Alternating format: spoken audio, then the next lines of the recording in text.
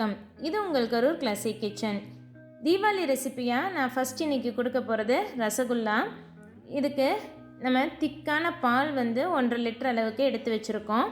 பால் தண்ணி கலக்காமல் fat content அதிகமாக இருக்கிற மாதிரி பார்த்துக்கோங்க. அப்போ தான் உங்களுக்கு நிறையா பன்னீர் கிடைக்கும், ரசகுல்லாவும் அதிக குவான்டிட்டி கிடைக்கும். இப்போ நம்ம பாலை அடிகனமான பாத்திரத்தில் வச்சு அடுப்பில் வச்சு நல்லா ஃப்ளேம் ஹையிலே வச்சு கொதிக்க விடுங்க. அப்பப்போ இடையில தடவி விடுங்க, இல்லைன்னா பால் அடியில் ஒட்டிக்கும்.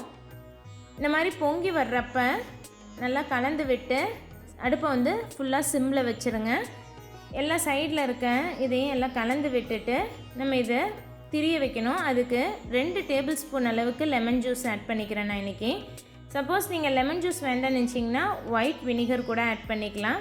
பாதி பாதியாக 2 தடவையாக ஆட் பண்ணி இந்த மாதிரி நல்லா தொலைவி விட்டுக்கிட்டே இருந்தீங்கன்னா பால் திரிஞ்சு வரும். இந்த ஏடெல்லாம் ஒன்றா கேர்டில் ஆகி பன்னீர் தனியாகவும் வேவ் வாட்டர் தனியாகவும் பிரிஞ்சு வந்துடும். நமக்கு சிம்மில் வச்சு இந்த மாதிரி பிரிஞ்சு வர்ற அளவுக்கு கிளறி விட்டுக்கிட்டே இருங்க. சைட்ஸில் இருக்க பன்னீரையும் அப்படியே நல்லா ஸ்க்ராப் பண்ணி எடுத்து விட்டுக்கோங்க. இந்த மாதிரி நல்லா தெளிவாக தண்ணி பால் திரிஞ்சு தண்ணி இந்த மாதிரி வேவ் வாட்டர் தெளிவானதுக்கப்புறமா ஒரு சல்லடையில் மஸ்லின் கிளாத் வச்சு வடித்து எடுத்துக்கலாம்.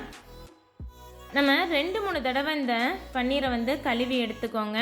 அப்போ தான் நம்ம ஊற்றின லெமனோட அந்த புளிப்புத்தன்மை பன்னீரில் இல்லாமல் இருக்கணும். அதனால் இந்த மாதிரி நல்லா அமுத்தி விட்டு கிளறி விட்டு 2-3 தடவை நல்லா பச்சை தண்ணி விட்டு தண்ணி ஐஸ் கோல்டு வாட்டராக இருக்கணும்னு தேவையில்லை, நார்மல் வாட்டரு கோல்டு வாட்டர் விட்டு நல்லா பன்னீரை இந்த மாதிரி அலசி எடுத்துக்கோங்க. இல்லைன்னா நமக்கு ரசகுல்லாவில் அந்த எலுமிச்சம்பழத்தோட புளிப்பு டேஸ்ட் வந்துடும். இந்த மாதிரி 2-3 தடவை நீங்கள் கழுவும் போது அந்த புளிப்பு வாஷ் அவுட் ஆகிடும். கழுவி எடுத்ததுக்கப்புறமா இதை நல்லா பிழிஞ்சு விட்டு முடிஞ்ச அளவுக்கு அதில் இருக்க தண்ணியெல்லாம் கையிலே பிழிஞ்சு விட்டு எடுத்துடலாம். நம்ம தண்ணியில் அலசினால சூடு ஆறி இருக்கும். அதனால் முடிஞ்ச அளவுக்கு நல்லா தண்ணியை புழிஞ்சு எடுத்துருங்க. இதில் என்ன இருந்தாலும் தண்ணி எக்ஸஸ் இருக்கும். அதை இந்த மாதிரி பைப்பில் இல்லைன்னா எங்கேயாவது ஒரு கம்பியில் கட்டி தொங்க விட்டிங்கன்னா 30 நிமிஷம் எக்ஸஸாக இருக்க வாட்டர்லாம் ட்ரெயின் ஆகிடும். இந்த மாதிரி நல்லா திக்கான பன்னீர் கிடைக்கும். இதை நல்லா உதுத்தி விட்டுக்கோங்க. உதுத்தி விட்டுட்டு நம்மளோட உள்ளங்கை வச்சு ஒரு பிளேட்டில் நல்லா தேய்ச்சி நம்ம பிசைஞ்சு எடுக்கணும். இந்த பன்னீரை இப்போ திருன்னு இருக்கிறத நம்ம நல்லா பிசைஞ்சு கையில் பிசைஞ்சு சாஃப்ட் ஆக்கணும். அப்போ தான் நமக்கு ரசகுல்லா நல்லா சாஃப்டாக இருக்கும். எந்த அளவுக்கு நீங்கள் பிசைகிறீங்களோ அந்த அளவுக்கு சாஃப்டாக கிடைக்கும். கிட்டத்தட்ட 10லேருந்து ஒரு 12 நிமிஷம் போல் இதை நல்லா பிசைஞ்சு எடுத்துக்கோங்க. உங்களுக்கு இப்போ பார்த்தாவே நல்லா டிஃப்ரென்ஸ் தெரியும். நல்லா சாஃப்டான பன்னீர் வந்திருக்கு. இதை நான் இன்றைக்கி கிட்டத்தட்ட 12 நிமிஷம் பிசைஞ்சு எடுத்திருக்கேன். இந்த மாதிரி கையில் வச்சு தேய்க்கும் போது நமக்கு நைஸாக இருக்கணும். அந்த அளவுக்கு நல்லா தேய்ச்சி எடுத்துக்கோங்க. இப்போ எல்லாமே ஒன்று கலந்து உருட்டியும் எடுக்கும்போது நமக்கு சாஃப்டான பாலாக வரணும். இந்த மாதிரி வந்ததுக்கப்புறமா நம்ம இதை சின்ன சின்ன பால்ஸாக உருட்டி எடுத்துக்கலாம்.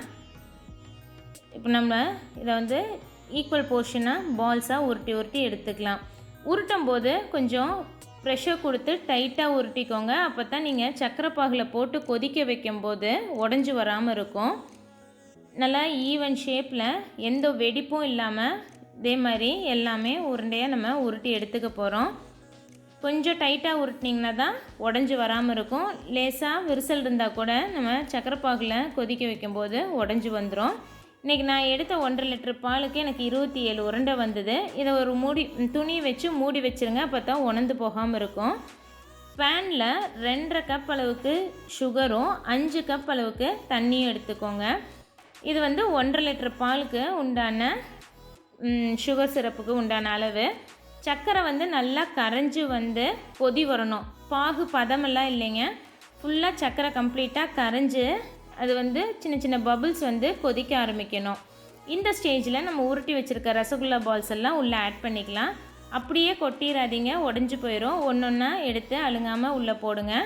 இப்போ சப்போஸ் நீங்கள் இதில் ஏதாவது லூஸாக உருட்டி இருந்தீங்கன்னா உடஞ்சிரும். அதனால் நீங்கள் அப்படியே போடாமல் ஒன்றா எடுத்து போடும்போது நமக்கு உடையாமல் இருக்கும். நீங்கள் எப்போவுமே இந்த மாதிரி ரசகுல்லா செய்யும்போது அகலமான பாத்திரம் எடுத்துக்கிட்டிங்கன்னா எல்லாம் வெந்து சைஸ் பெருசாகி வரும். அதனால் அகலமாக இருக்கும்போது நமக்கு பல்ஜாய் வர்றதுக்கு கரெக்டாக இருக்கும். மூடி வச்சு ஹை ஃப்ளேமில் ஒரு 5 நிமிஷம் நல்லா கொதிக்க வைங்க. 5 நிமிஷத்துலேயே சைஸ் வந்து அப்படியே பல்ஜாகி பெருசாயிரும். ரசகுல்லா பாருங்கள் பெருசாகிடுச்சு. இப்போ அடுப்பை சிம்மில் வச்சுட்டு மறுபடியும் ஒரு 10 நிமிஷம் இதை கொதிக்க வச்சுக்கலாம். நல்லா 10 நிமிஷம் கொதிச்சு வந்துருச்சு.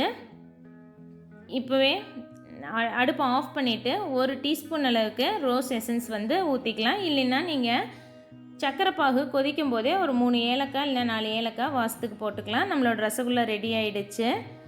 இதை வந்து நல்லா ஆற விட்டு சர்விங் பவுலுக்கு மாற்றிடுங்க. நம்ம என்ன தான் சுகர் சிரப்பில் கொதிக்க வச்சுருந்தாலும் அது ஊறி உள்ள அந்த ஸ்வீட்னஸ் எடுக்கிறதுக்கு கொஞ்சம் டைம் எடுக்கும். ஒரு 6 மணி நேரம் போல் விட்டுட்டு அதுக்கப்புறமா நீங்கள் சர்வ் பண்ணலாம். 6 மணி நேரத்துக்கு அப்புறம் நம்ம இதை வந்து சர்வ் பண்ணலாம். ஒரு சிலருக்கு வந்து சில்லுன்னு இருந்தால் பிடிக்கும். நீங்கள் ரெஃப்ரிஜரேட் பண்ணியும் சர்வ் பண்ணலாம். நம்மளோட ரசகுல்லா சர்வ் பண்ணுறதுக்கு ரெடி ஆகிடுச்சு. நான் உங்களுக்கு காமிக்கிறேன் பாருங்கள். நல்லா சுகர் சிரப்பில் ஊறி உள்ளே நல்லா இழுத்து வந்திருக்கும். இப்போங்க புளிஞ்சு எடுத்தால் நல்லா சுகர் சிரப் வந்து நிறையாவே ஊறி வந்திருக்கு. நீங்கள் ட்ரையாக ரசகுல்லா வேணாலும் சர்வ் பண்ணலாம். இல்லைன்னா சக்கரை பாகோடு சேர்த்தியும் நீங்கள் சர்வ் பண்ணலாம். நல்லா சாஃப்டான பாலாக வந்திருக்கு பாருங்கள். நீங்கள் அமுத்தி பார்க்கும்போதே தெரியும். நீங்கள் எந்த அளவுக்கு நல்லா பிசைகிறீங்களோ அந்த அளவுக்கு ரசகுல்லா வந்து நமக்கு சாஃப்டாக கிடைக்கும். நல்லா சாஃப்டாக ஸ்பாஞ்சியாக இருக்குது. குயிக்காக இதோட நியூட்ரிட்டிவ் வேல்யூ பார்த்துடலாம். நான் இன்றைக்கி எடுத்த அளவுக்கு ஒரு ரசகுல்லா வந்து இந்த சைஸ் ரசகுல்லா வந்து நமக்கு ஊறி வந்ததுக்கப்புறம் 25 கிராம் வந்தது. 4 ரசகுல்லா எடுத்தால் 100 கிராம். அந்த 100 கிராமுக்கு உண்டான நியூட்ரிட்டிவ் வேல்யூ தான் நான் இங்கே உங்களுக்கு கொடுத்துருக்கேன். நீங்களும் உங்கள் வீட்டில் இந்த ரெசிபியை ட்ரை பண்ணி பார்த்துட்டு எப்படி வந்திருக்குங்கிறத மறக்காமல் எனக்கு கமெண்ட் பண்ணுங்கள். இது வரைக்கும் எங்கள் சேனலில் சப்ஸ்கிரைப் பண்ணாமல் பார்த்துக்கிட்டு இருந்தீங்கன்னா சப்ஸ்கிரைப் பண்ணிவிட்டு கூடவே பக்கத்தில் இருக்க பெல் ஐக்கான் கிளிக் பண்ணி வச்சுக்கோங்க. அப்போ தான் நான் போடுற புது வீடியோஸோட நோட்டிஃபிகேஷன்ஸ் உங்களுக்கு உடனே கிடைக்கும். இன்னும் நிறைய தீபாவளி ரெசிபிஸ் வரப்போகுது. அதனால் மறக்காமல் சேனலை ஃபாலோ பண்ணிக்கோங்க. தேங்க்ஸ் ஃபார் வாட்சிங்.